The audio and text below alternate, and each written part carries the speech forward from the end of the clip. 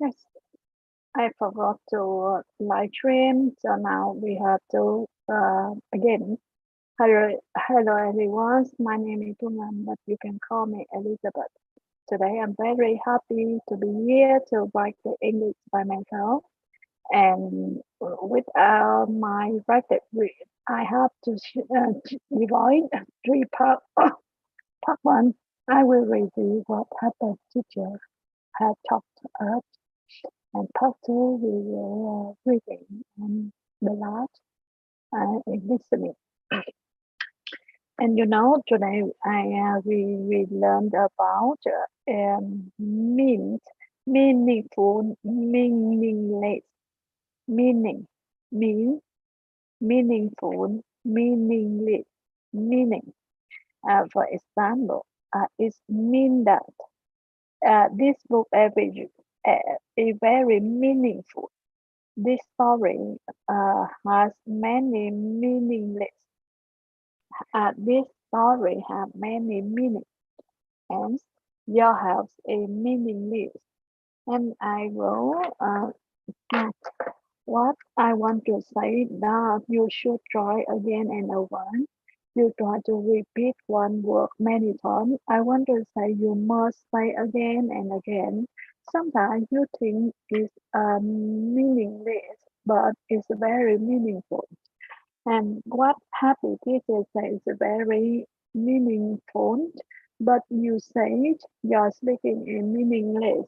What I want to mean, what I want to tell, that I want to say is you are very foolish and nonsense.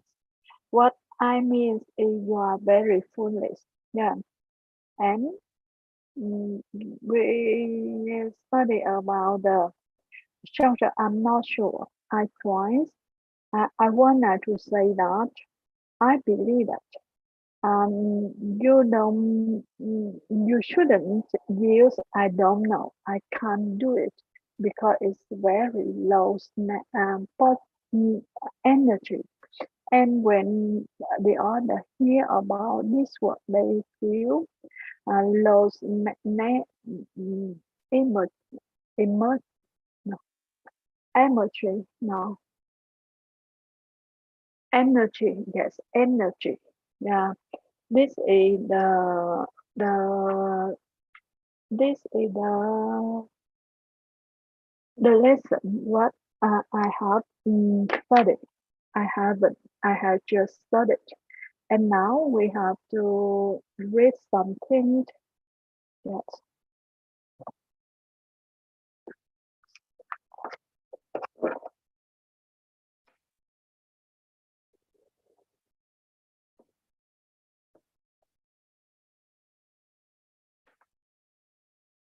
yeah.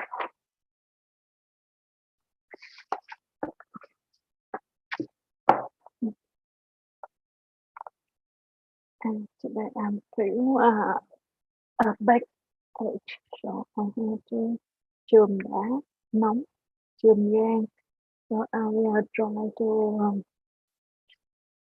to treat my baggage and stomach ache, and I will make it warm to reduce the reduce my heart. Yes, and we continue. We continue with the page 4. Uh, my biggest business mistake. The fact today, after chocolate and new soft instrument, it will be worth more than 4 billion. Since that time, chefs have rewritten the world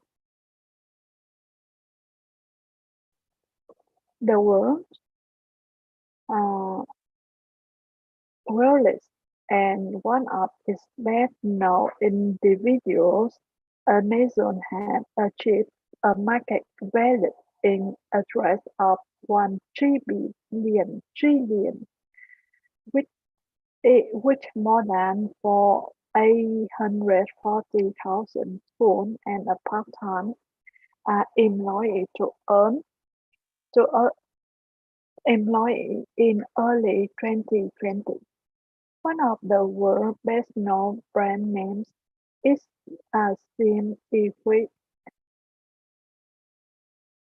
seemingly ubi- ubiquitous, presented in the United States and increasingly around the world. Trời, như vậy thì hư con mắt con.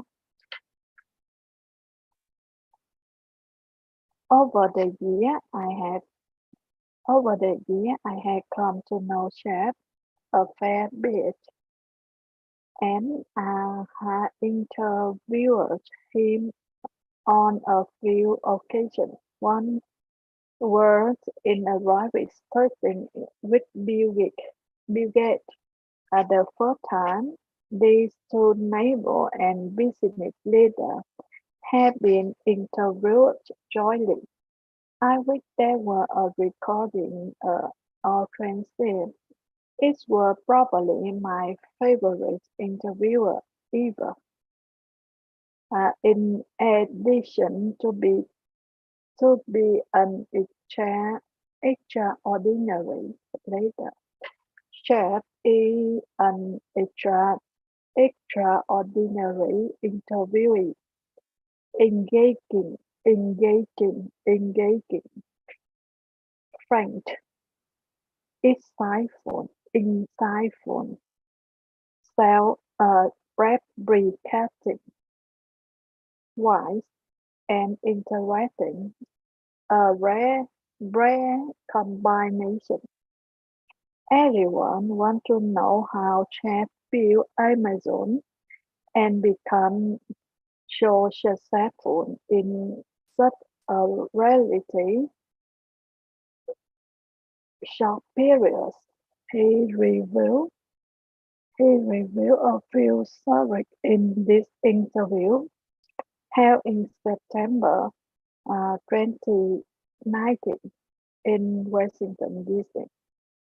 Being willing to take chances and to fail, focusing on the long term, placing customer first, getting a full night's sleep, not making key decisions too early or too late in day, and having supportive parents.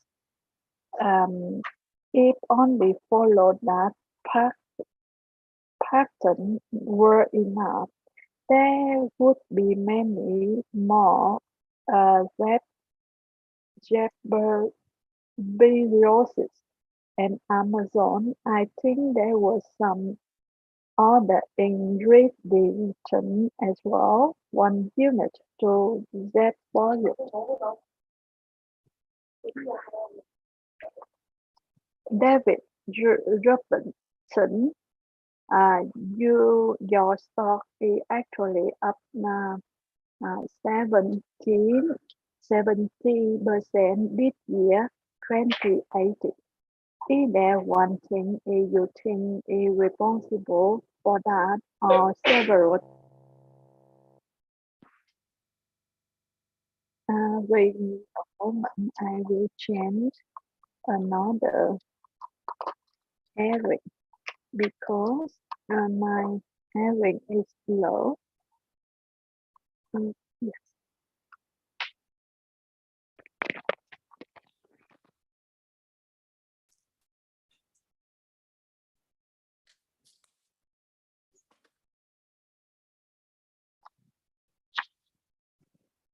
Outside forces, debate. We had on-hand meeting at Amazon, and for 20 years, at almost every meeting I say, when the stock is up 13% in month, don't feel 13% smarter.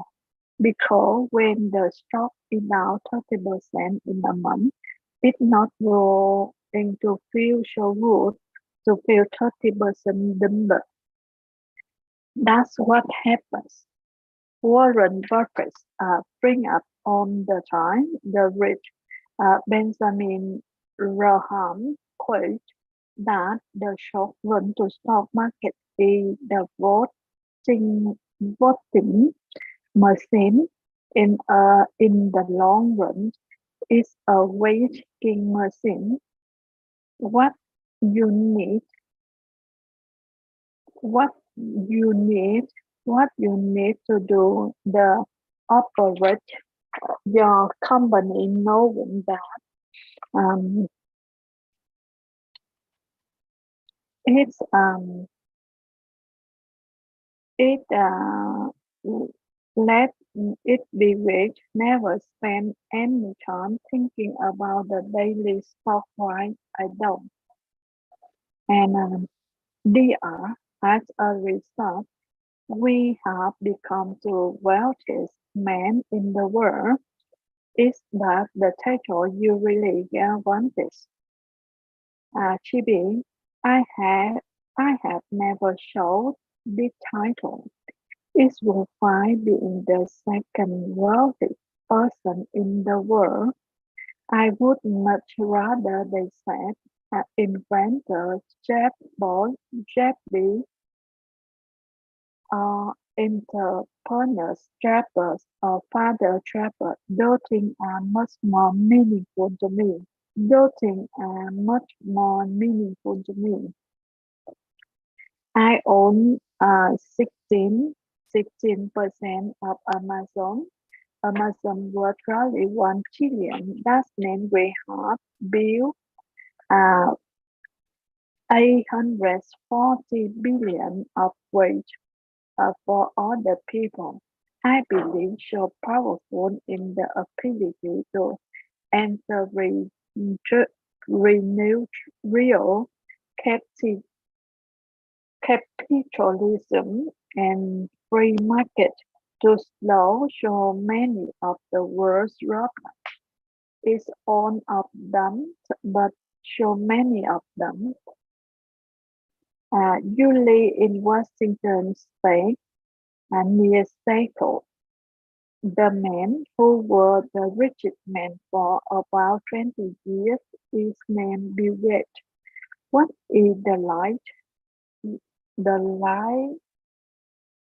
the likelihood that the two richest men in the world live not only the same country, the, the same state, the same city, but in the same neighborhood?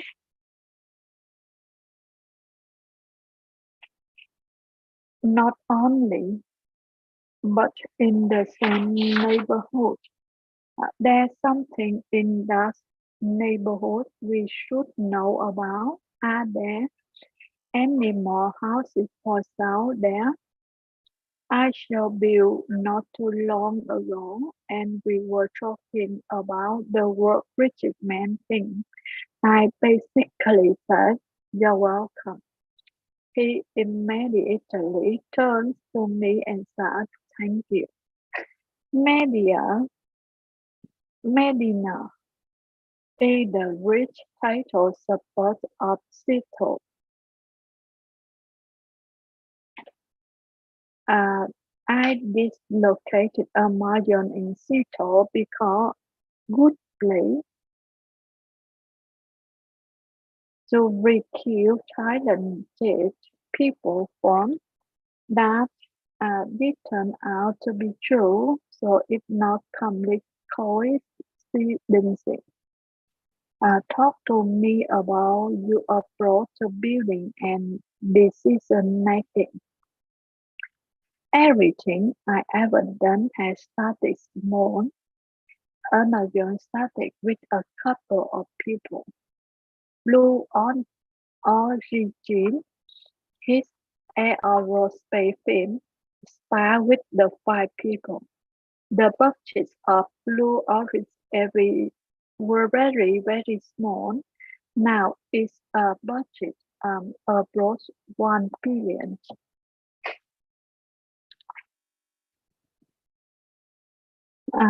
Approach 1 billion. Next year, it will be more than 1 billion. Amazon literacies were 10 people. Today, today it had 1 million people. For me, it's like yesterday. It was arriving in a package to the post office myself and hoping one day we could afford a forklift. I I've seen small things get big. I like treating things as if they are small, even though Amazon is a large company. I want to I want it to have a heart and spirit of a small one. The day one familiar friend Panzer's charitable fund, founded in 2018, which makes grants to non-profits working in the homeless and early childhood education. Is going to be like that? Well, wonder we will grow, wonder a little bit too.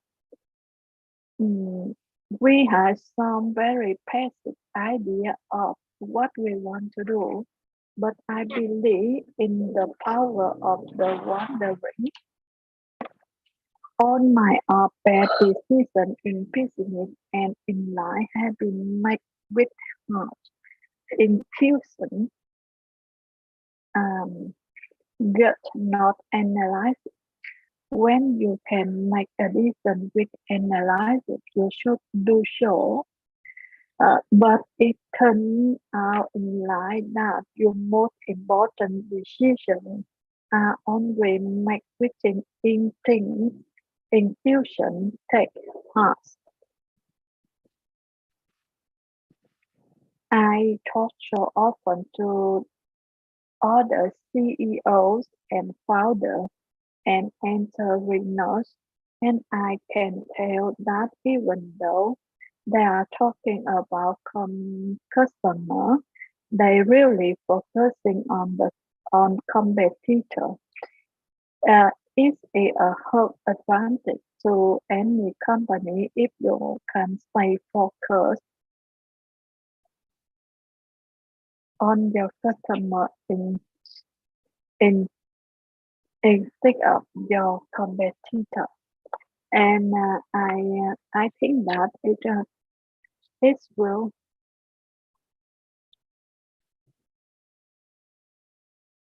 uh, it will finish a part two, and now I will to go to a last part about listening, and I will say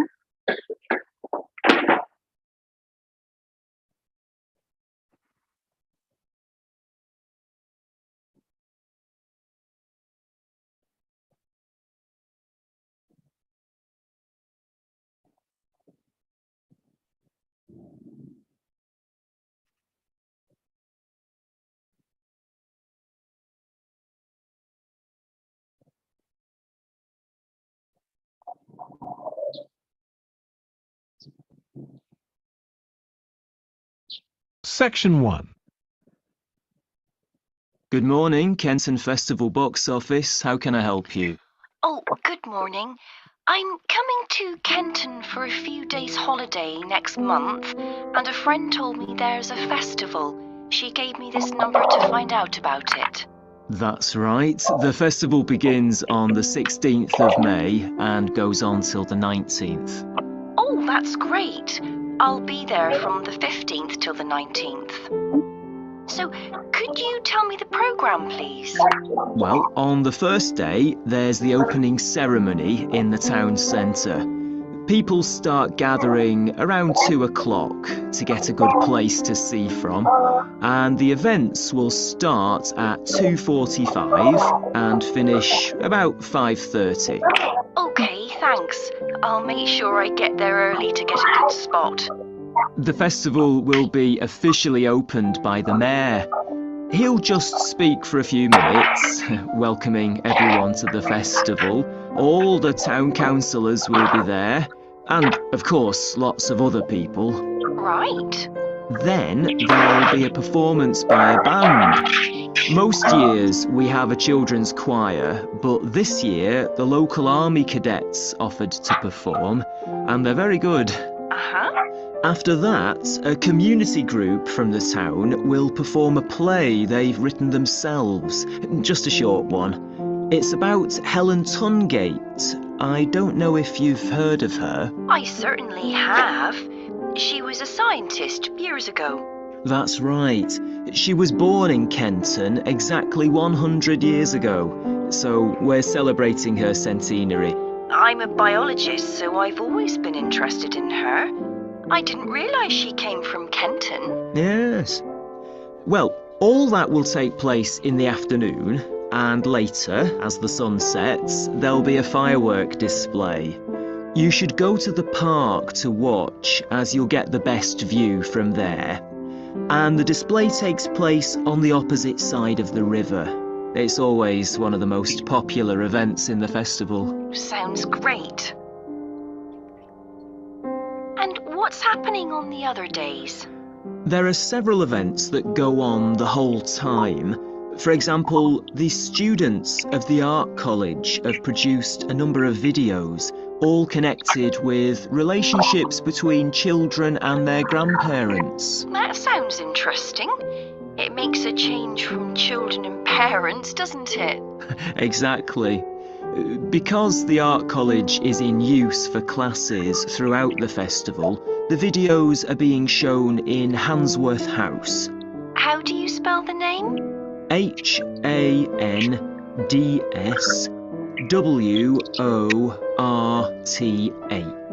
Handsworth House. It's close to the town hall. Right.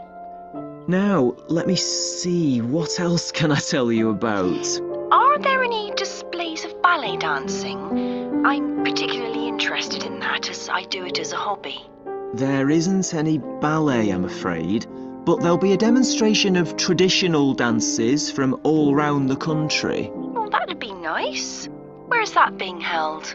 It's in the market in the town centre. The outdoor one, not the covered market. And it's on at 2 and 5 every afternoon of the festival, apart from the first day. Lovely. I'm interested in all kinds of dancing, so I'm sure I'll enjoy that. I'm sure you will. And I'd really like to go to some concerts, if there are any. Yes, there are several. 3 performed by professionals and 1 by local children. And where is it being held? It's in the library, which is in Park Street. On the 18th at 6:30 in the evening. I presume I'll need tickets for that. Yes, you can book online, or you can buy them when you arrive in Kenton, either at the festival box office or from any shops displaying our logo in the windows. Well, I think that'll keep me busy for the whole of my stay in Kenton. Thank you so much for all your help. You're welcome. I hope you enjoy your stay. Thank you. Goodbye. Section 2. Right. I've now almost succeeded in finalising plans for our tour, so I'll bring you up to date with what I know. As you know, we're flying first to Munich on Monday the 4th. The flight is at 11:30, so it's too early to have lunch at the airport. I suggest we meet there for coffee at 10, which should give us plenty of time for breakfast before we leave home. When we arrive in Munich, we'll be met at the airport by Klaus Bauer. Klaus works for a tour operator, and he'll look after us for the time we'll be in Germany. He's already liaised with the managers of the theatres we're going to visit, and he's also arranged for an officer of the National Theatre in Munich to show us round the theatre one afternoon during our stay. Now, last time we discussed this trip, I didn't have the precise cost for hotel rooms, but now I have. The normal rate at the hotel where we're staying is 150 euros a night for a double room. I'd hoped to get that down to 120 euros, but in fact I've been able to negotiate a rate of 110. That'll be reflected in the final payment, which you'll need to make by the end of this week. On Tuesday, the day after our arrival, I had hoped we could sit in on a rehearsal at one of the theatres, but unfortunately that's proved very difficult to arrange. So instead, we'll have a coach trip to one of the amazing castles in the mountains south of Munich. On Tuesday evening, we'll all have dinner together in a restaurant near our hotel. From talking to you all about your preferences, it was clear that a typical local restaurant would be too meat-oriented for some of you. Some of you suggested an Italian restaurant, but I must confess that I decided to book a Lebanese one, as we have plenty of opportunities to go to an Italian restaurant at home. On Wednesday afternoon, the director of the play we're going to see that evening will talk to us at the theatre. She'll describe the whole process of producing a play, including how she chose the actors, and, as the play we're going to see is a modern one, how she worked with the playwright. Right. Now I'd just like to make a few points about the plays we're going to see. Partly because it might influence your choice of clothes to take with you. The play we're seeing on Wednesday evening is a modern one, and we're going to the premiere. So it'll be quite a dressy occasion, though of course you don't have to dress formally. I gather it's rather a multimedia production, with amazing lighting effects and a soundtrack of electronic music, though unfortunately the playwright is ill and is unlikely to be able to attend. On Thursday, we're seeing a play that was first performed last year, when it was commissioned to mark 100 years since the birth in the town of a well-known scientist. We're going to see a revival of that production, which aroused a lot of interest. Friday's play will really make you think hard about what clothes to pack, as it'll be in the garden of a palace. It's a beautiful setting, but I'd better warn you, there won't be much protection from the wind. On Saturday, we're going by coach to a theatre in another town, not far from Munich. This will be the opening of a drama festival, and the mayor and all the other dignitaries of the town will be attending. After the performance, the mayor is hosting a reception for all the audience, and there'll be a band playing traditional music of the region. And after having a day off on Sunday, our final play is on Monday, and it's in the stunning setting of the Old Town Hall, which dates back to the 14th century. The performance marks the 50 years that the lead actor has been on stage, and the play is the one where he made his first professional appearance all those years ago. And the day after that, we'll be flying back home.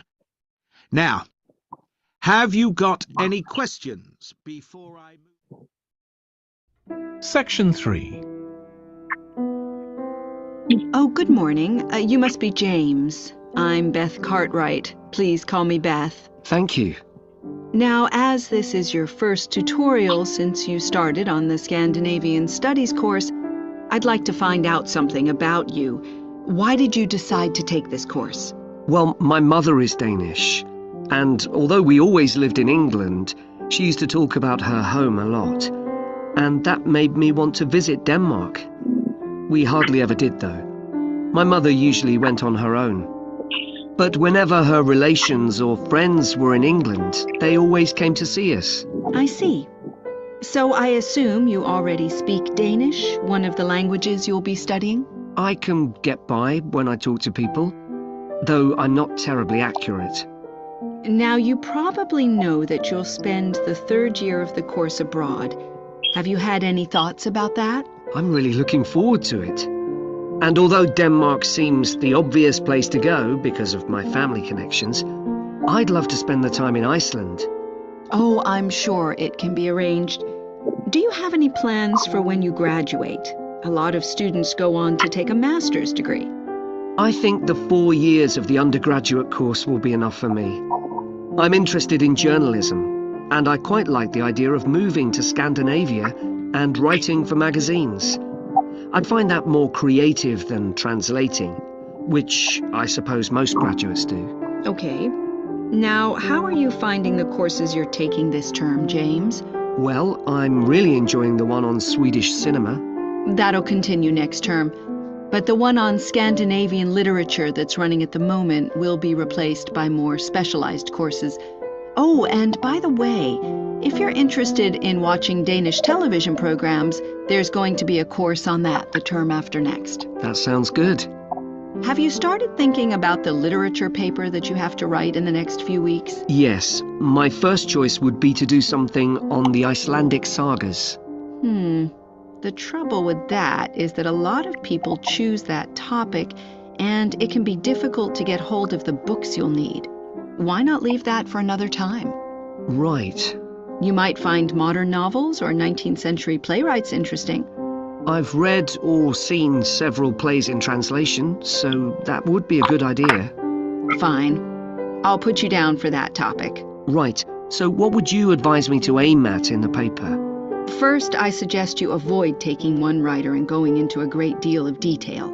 That approach certainly has its place, but I think you first need to get an understanding of the literature in the context of the society in which it was produced, who it was written for, how it was published, and so on. I also think that's more fruitful than placing it within the history of the genre. Okay, that sounds reasonable. Could I ask for some advice about writing the paper I'm working on about the Vikings? I have to do that this week, and I'm a bit stuck. Of course. Have you decided yet what to write about? No, I haven't. There's so much that seems interesting. Viking settlement in other countries, trade, mythology. Well, what I suggest is that you read an assignment a student wrote last year, which is kept in the library. It's short and well-focused, and I'm sure you'll find it helpful. I'll give you the details in a moment. Textbooks usually cover so many topics, it can be very difficult to choose just one. Okay. I've got a DVD of the film about the Vikings that came out earlier this year. Should I watch that again? If it's the one I am thinking of, I'd ignore it. It's more fantasy than reality. But I've got a recording of a documentary that you should watch. It makes some interesting and provocative points, which I think will help you to focus your topic.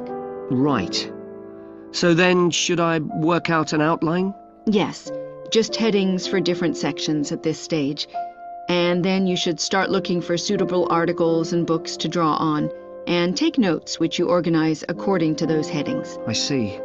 Then put short phrases and sentences as bullet points under each heading. Make sure that this skeleton makes sense and flows properly before writing up the paper in full. Okay. Thanks, that's very helpful. Section 4. Over the years, attitudes towards workers have changed considerably. After all, there was a time when workers had no rights at all and laboured in appalling conditions. Conditions have improved a lot, but conflict in the workplace is still common, and human resources managers nowadays need to be able to deal with it when necessary. What is conflict in the workplace? Definitions vary, but I'm taking it to refer to a whole range of behaviours that the victim finds unacceptable, from minor, harmless arguments to, at the opposite extreme, physical violence. Much of this is covered by the term bullying, by which I mean one or more people behaving abusively or aggressively against another who is in a weaker position. Although all behaviour like this is a form of conflict, not all conflict can be described in these terms. As with all human behaviour, there are numerous reasons for it, but often it's caused by someone who feels the need to show their superiority over someone else in order to feel that they aren't at the lowest level in a hierarchy or a group of people. In some cases, one person simply dislikes the other, on the basis that the personality of one is in some way incompatible with that of the other person. A general habit of optimism in one person could make them intolerant of a colleague who's constantly pessimistic. Not that that justifies treating them badly, of course. Some conflicts arise when people are more interested in promoting themselves and their team than in the company as a whole.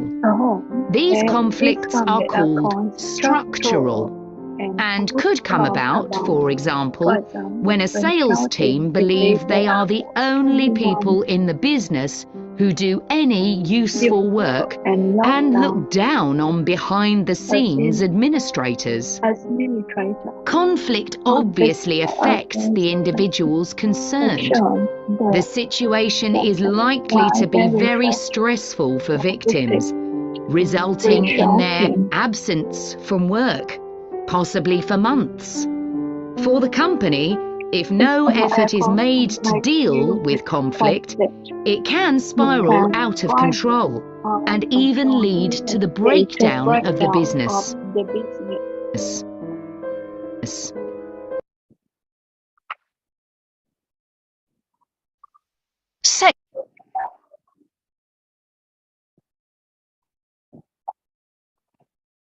Yes, I think it's enough for today. Yes, goodbye.